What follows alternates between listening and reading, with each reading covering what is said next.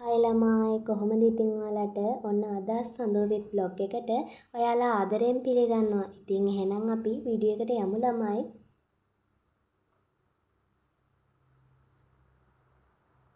ඔන්න ඉතින් ළමයි දැන් මම මේ යන්නේ කුඩයකුත් අරගෙන කොහොම හරි අපි 5:00 විතර අක්කයි මායි දඩිබිඩි ගාලා අපි දැන් යනවා අපේ වත්තේ තියෙන එළවලු කොටුව බලන්න තමයි අපි දැන් මේ යන්නේ. ඒ යන ගමන් අපිට වැව පේනවා, පන්සල පේනවා. එහෙනම් ළමයි ඉතින් ඔයාලා ඒක බලන්නකෝ.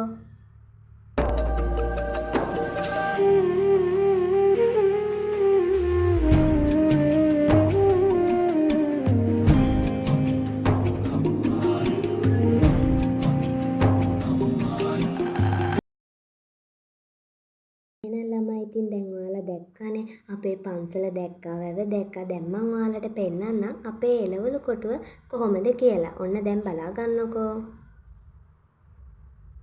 ඇත්තටම ළමයි එළවලු කොටුව කිව්වට අපේ එළවලු කොටුවේ බණ්ඩක්කයි, මෑකරළුයි, පැණිකොමඩුයි විතරයි තියෙන්නේ.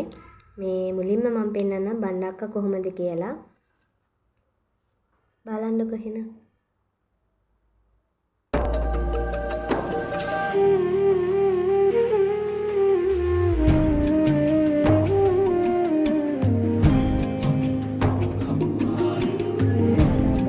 බලන්නකෝ අපේ පැණිකොමඩු කොටුව කොහොමද කියලා.